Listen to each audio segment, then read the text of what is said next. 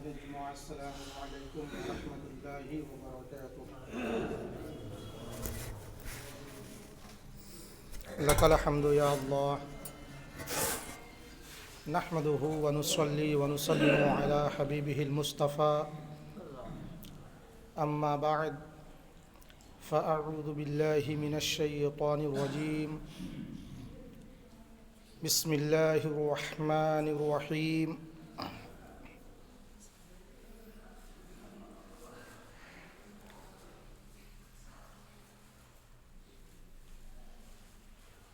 محمد رسول الله والذين معه أشداء على الكفار رحماء بينهم إلى آخره آية.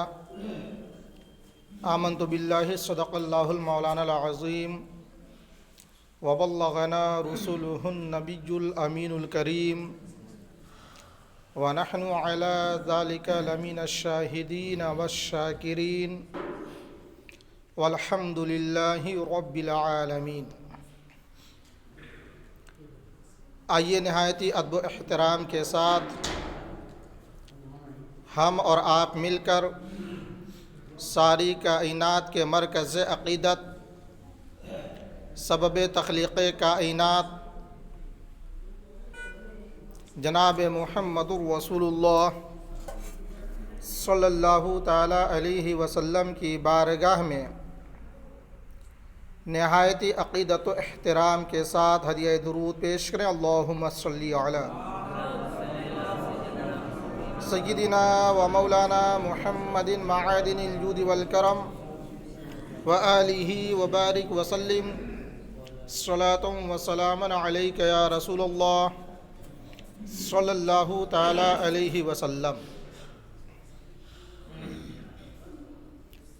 سیدی سرکار اعلیٰ حضرت امام اہل سنت سیدنا الشاہ امام احمد رضا خان قدس سرہ العزیز تحریر فرماتے ہیں: اللہ کی سرتاب قدم شان ہے اے انسان نہیں وہ انسان ہے قرآن تو ایمان بتاتا ہے ہمیں مگر ایمان کہتا ہے کہ میری جان ہے ایک مرتبہ اور ہدیہ درود پیش کریں. اللہم صلی علی سیدنا و مولانا محمد معادن الجود والکرم وآلہ وبارک وسلم. صلاۃ و سلاما علیک یا رسول اللہ صلی اللہ تعالی علیہ وآلہ وسلم. عزیزان ملت اسلامیہ، میں نے جس آیت کریمہ کی تلاوت کا شرف حاصل کیا ہے، اللہ تبارک و تعالی ارشاد فرماتا ہے کہ محمد صلی اللہ تعالی علیہ وسلم اللہ کے رسول ہیں اور ان کے ساتھ والے آپس میں نرم دل ہیں اور کافروں پر سخت ہیں.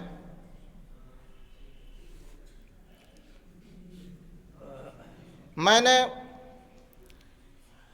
گزشتہ جمعہ کو آپ کے سامنے یہ عرض کیا تھا کہ آج احادیث کریمہ پڑھنا اور پڑھانا، مسائل شرعیہ کا استخراج و استنباط کرنا آج کے دور میں بہت آسان ہے. پھر کتاب اللہ یعنی قرآن عظیم کتابی شکل میں جمع کیسے کیا گیا اور اس کا سبب کیا تھا. پھر میں نے آپ کو بخاری شریف جلد ثانی کتاب المغازی کی ایک حدیث پاک کا مفہوم آپ کے سامنے پیش کیا تھا ذوالخبیثرہ کے تعلق سے۔ وہ پہلا انسان جس نے رسول پاک علیہ السلام سے کہا اعدل یا محمد، اے محمد صلی اللہ علیہ وسلم آپ انصاف فرمائیں۔ اب آپ اسی کے ضمن میں کچھ باتیں سماعت کریں گے۔ اس سے قبل میں یہ آپ سے عرض کروں گا کہ آپ حضرات اپنے اپنے موبائل کو سائلنٹ کر لیں۔ کچھ ایسی باتیں ہوتی ہیں جس کو کہنا بہتر نہیں ہوتا۔ مسجد اللہ رب العالمین کا گھر ہے، یہ آپ بھی جانتے ہیں، مجھے بھی معلوم ہے، لیکن ہر آدمی کو اس بات کا خیال کرنا چاہیے کہ ہم اللہ کے گھر میں ہیں تو یہاں پہ شور اور شرابہ نہ ہو۔ کبھی کبھی ایسا بھی ہوتا ہے کہ نماز کے اوقات میں بھی موبائل بج جاتا ہے۔ ہمیں اور آپ کو اس سے بچنا چاہیے۔ کبھی اگر آپ بھول گئے تو الگ بات۔ مسجد سے جو مٹی اور دھول جو نکلتا ہے اس کو بھی ہم کچڑے میں نہیں پھینک سکتے۔ مسجد کے اندر دھول کا بھی ادب و احترام کرنا ہم پہ ضروری ہے۔ بارکیف درود پاک پیش کریں، اللہم صلی علی سیدنا و مولانا محمد معادن الجود والکرم وآلہ وبارک وسلم صلاۃ و سلام علیک یا رسول اللہ صلی اللہ تعالی علیہ وسلم۔ اللہ رب العالمین کا ہمارے اور آپ کے اوپر، اللہ رب العالمین کا یہ بہت بڑا انعام ہے کہ ہمیں اور آپ کو انسان بنایا۔ انسان انس سے مشتق ہے اور انسان کا معنی ہوا آپس میں محبت کرنے والا۔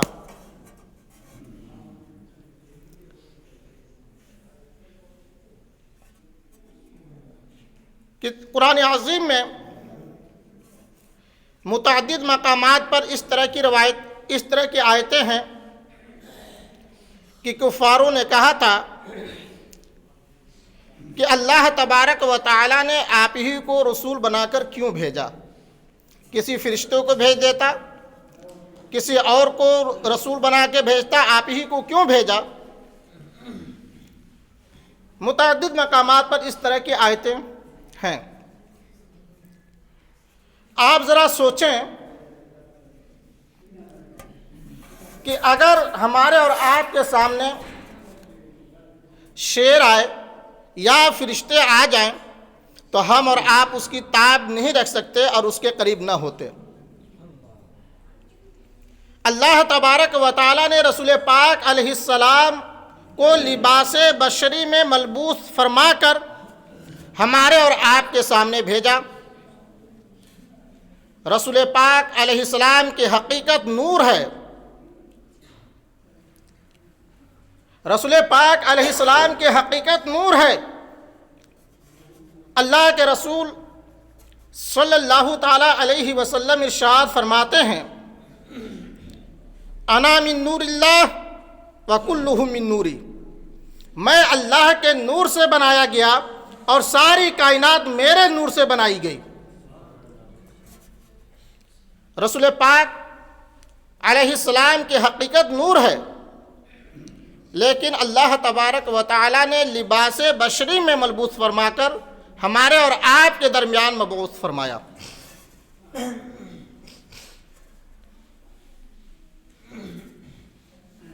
اللہ تبارک و تعالیٰ نے بے شمار مخلوقات کی تخلیق فرمائی، جن میں سے ایک مخلوق ہے ملائکہ، جسے ہم اور آپ فرشتہ کہتے ہیں، فرشتہ بھی اللہ کا مخلوق ہے۔ اللہ تبارک و تعالیٰ نے فرشتے کے اندر عقل عطا فرمائی، لیکن فرشتے کے اندر نفس نہیں ہے۔ اللہ نے فرشتے کو پیدا فرمایا تو فرشتے کو عقل تو دیا ہے، مگر فرشتے کو نفس نہیں دیا، جس کی بنیاد پر فرشتے تمام گناہوں سے معصوم ہوتے ہیں۔ فرشتوں سے غلطی ہو ہی نہیں سکتی، اور اللہ تبارک و تعالیٰ کے مخلوقات میں سے ایک مخلوق ہے جسے ہم اور آپ جانور اور چوپائے کے نام سے جانتے ہیں۔ جانور کو اللہ تبارک و تعالیٰ نے نفس عطا فرمایا مگر عقل نہیں عطا فرمایا۔ جانور کے پاس عقل نہیں ہے لیکن نفس ہے۔ آپ اپنے ذہن کو حاضر رکھیں اور سمجھنے کی کوشش کریں کہ ایک مخلوق جس کو ملائکہ کہا جاتا ہے، اللہ تعالیٰ نے اسے عقل تو عطا فرمایا مگر نفس نہیں عطا فرمایا، جس کی بنیاد پر وہ غلطی نہیں کرتے۔ اور دوسرا مخلوق جسے ہم حیوان کہتے ہیں، جانور کہتے ہیں، اس کو اللہ نے نفس عطا فرمایا مگر عقل نہیں عطا فرمایا، اور جب عقل نہیں عطا فرمایا تو اس پر کوئی مؤاخذہ بھی نہیں فرمایا، اس کے اوپر کوئی قانون مقرر نہیں فرمایا۔ آپ غور کریں کہ اگر کسی جگہ پر قانون بنا کے لکھ دیا جائے کہ اس جگہ پہ پیشاب کرنا منع ہے، پھر اگر کوئی وہاں پہ پیشاب کرتا ہے تو اس کو پکڑ کر مالک کے حوالے پیش کیا جائے گا، اس پر مواخذہ ہوگا، اس کے لیے قانون تھا، اور اسے ایک برجستہ کہا جائے گا کہ کیا یہاں پر تم نے نہ دیکھا کہ یہاں پہ لکھا ہوا ہے کہ اس جگہ پر پیشاب کرنا منع ہے، تو تم نے پیشاب کیوں کیا؟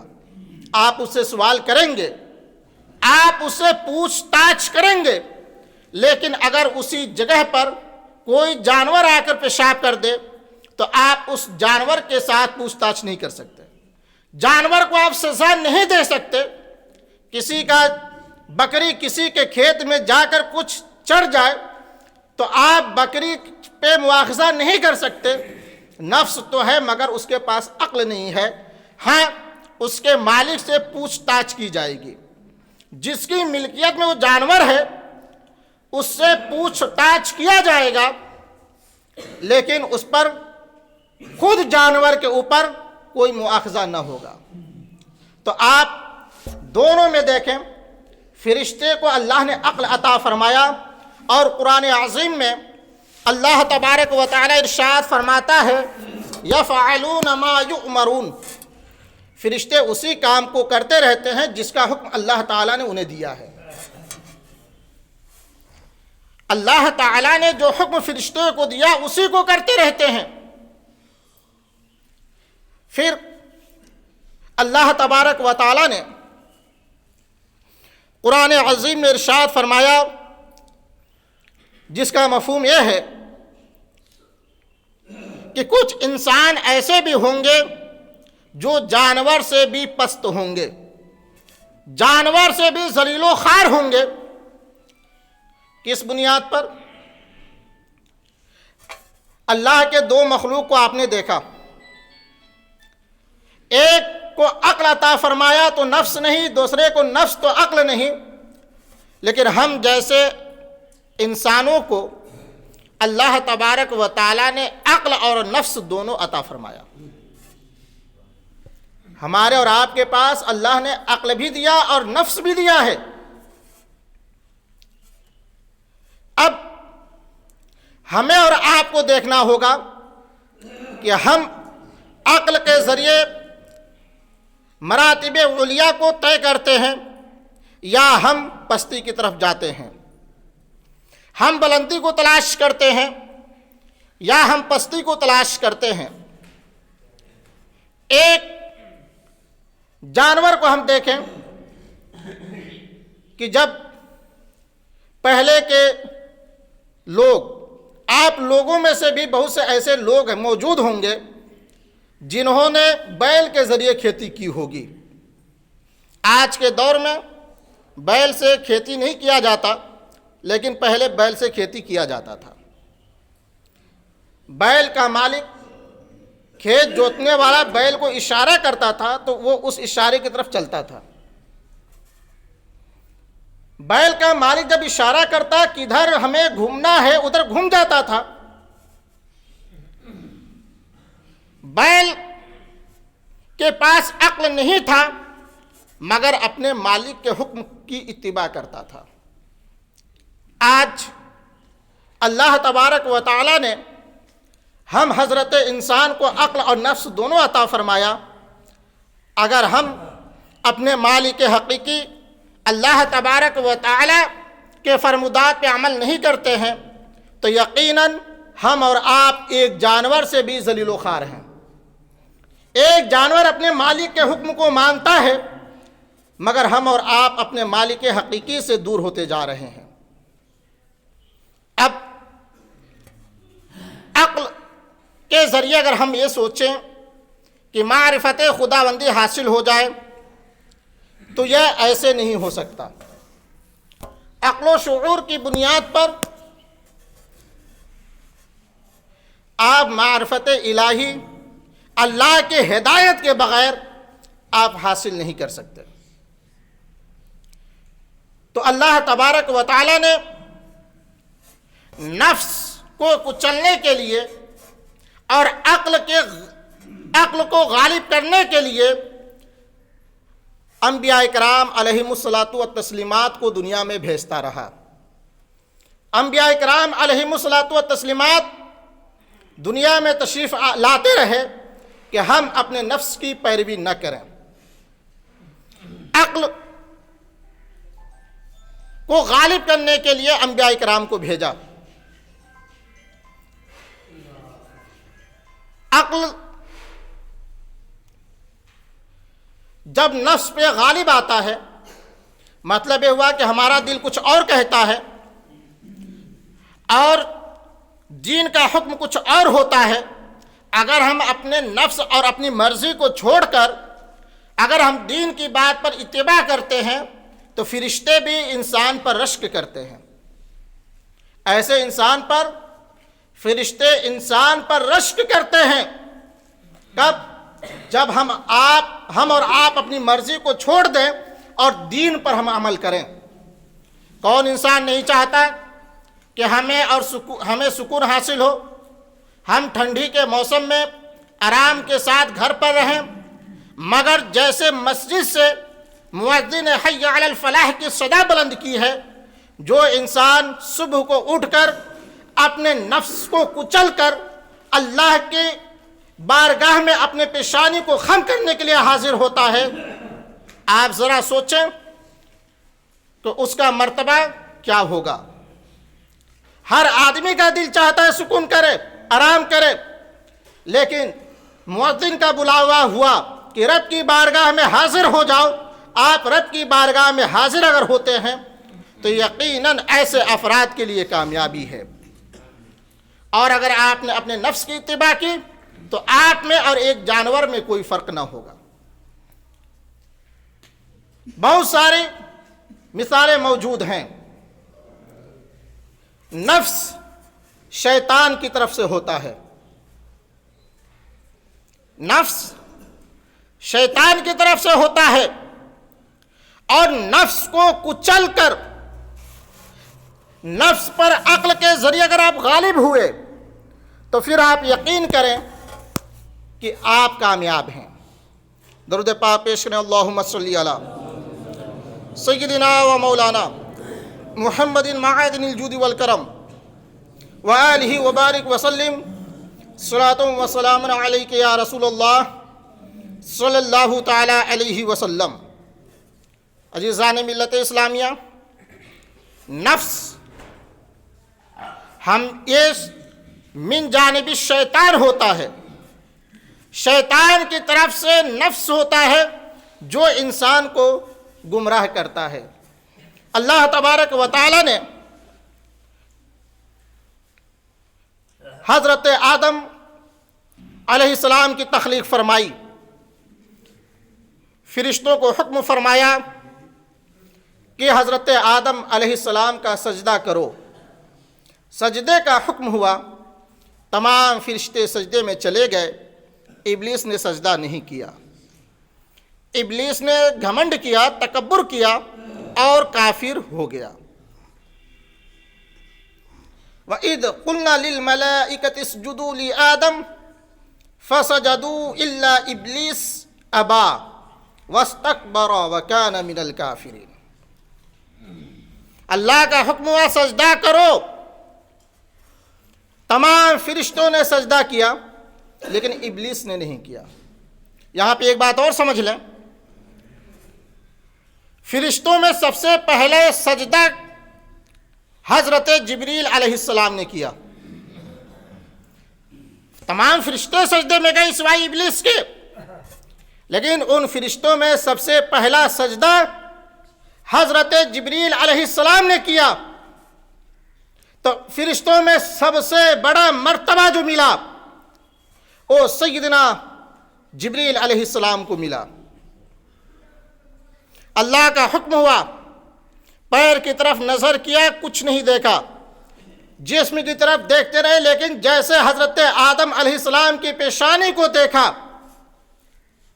تو ان میں نور پایا، تو حضرت جبریل علیہ السلام سمجھ گئے کہ حقیقت میں سجدہ جو کرنے کا حکم ہو رہا ہے یا اسی نور کی وجہ سے ہو رہا ہے۔ حضرت جبریل علیہ السلام نے سجدہ کیا، پھر حضرت میکائیل، حضرت اسرافیل و اسرائیل علیہم الصلاۃ والتسلیمات نے سجدہ کیا۔ ابھی میں نے آپ کو بتایا کہ اللہ تبارک و تعالی نے فرشتوں کو عقل عطا فرمایا ہے مگر نفس نہیں ہے، لیکن انسان کے پاس نفس اور عقل دونوں ہے۔ اپنے مرضی کو خاک میں ملاؤ اور دین کی طرف گامزن ہو جاؤ، اپنی طبیعت کی اتباع نہ کرو، اپنے نفس کی اتباع نہ کرو، بلکہ عقل کی طرف آؤ، اور اسی عقل کو غالب کرنے کے لیے اللہ تبارک و تعالیٰ نے انبیاء کرام علیہم الصلاۃ والتسلیمات کو بھیجا ہے۔ ہمارے آباء و اجداد کیا کہتے؟ کفار و مشرکین کے تعلق سے آپ نے سنا ہوگا، قرآن عظیم میں بے شمار مقامات پر یہ آیتیں موجود ہیں کہ ہمارے باپ دادا ایسے کرتے تھے تو ہم بھی ایسے کرتے تھے۔ باپ اور دادا کی کہی ہوئی بات یا ان کا کیا ہوا کام یا ہمارے لیے قابل حجت نہیں ہے۔ اگر میں کوئی کام کروں اور آپ سوچیں کہ حضرت نے اس کام کو کیا تو میں بھی کروں، یا آپ کے لیے قابل حجت نہیں ہے۔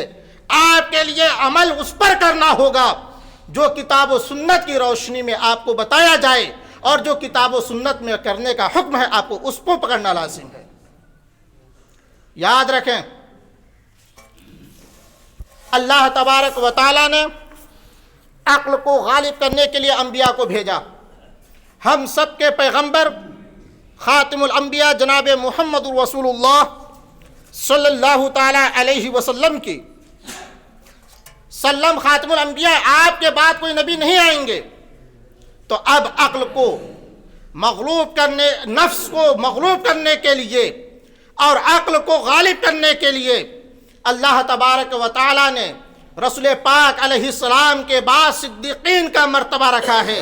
وہ صحابہ کرام کی جماعت ہے کہ وہ صحابہ کرام ہیں جنہوں نے اپنے نفس پر عقل کو غالب کیا ہے اور ہمہ وقت رسول پاک علیہ السلام سے محبت کی ہے، رسول پاک علیہ السلام کی دین کی اشاعت و تبلیغ کرتے رہے، جس کے نتیجے میں آج ہم تک یہ دین پہنچا ہوا ہے۔ پھر صحابہ کرام کے درمیان بھی تفاوت ہے، مراتب الگ الگ ہیں۔ ان تمام صحابہ میں سب سے زیادہ اگر مرتبہ کسی کو ملا جو نفس کو مغلوب کرنے والے ہیں، وہ ذات سیدنا حضرت ابوبکر صدیق رضی اللہ تعالی عنہ کی ذات ہے کہ ہمہ وقت رسول پاک علیہ السلام کی بارگاہ میں حاضر رہتے، اور رسول پاک علیہ السلام کے بعد بلکہ تمام انبیاء کے بعد اس پورے مخلوق میں اگر سب سے کوئی افضل البشر بعد الانبیاء ہے تو وہ ذات سیدنا حضرت صدیق اکبر رضی اللہ تعالی عنہ کی ذات ہے۔ لیکن آج ایک بات اور یاد رکھیں کہ ہمارا قوم اہل سنت والجماعت کے بھی افراد اور علماء سے میں مخاطب ہوں کہ جہاں پر صرف نعرہ حیدری بچوں کو جہاں سکھا دیا جاتا ہے، بہت کم ایسا ہوتا ہے کہ کوئی وہاں پہ صدیق اکبر کا بھی نعرہ بلند کرتا ہو، صدیق اکبر کے فضائل کو بلند کرتا ہو، حضرت عمر رضی اللہ تعالی عنہ کے مناقب کو بیان کرتا ہو، حضرت عثمان غنی رضی اللہ تعالی عنہ کے مناقب کو بیان کرتا ہو۔ ہم اہل سنت والجماعت ہیں، تمام صحابہ کی عزت کریں اور ہر ایک کے مرتبے کو بھی لحاظ رکھیں۔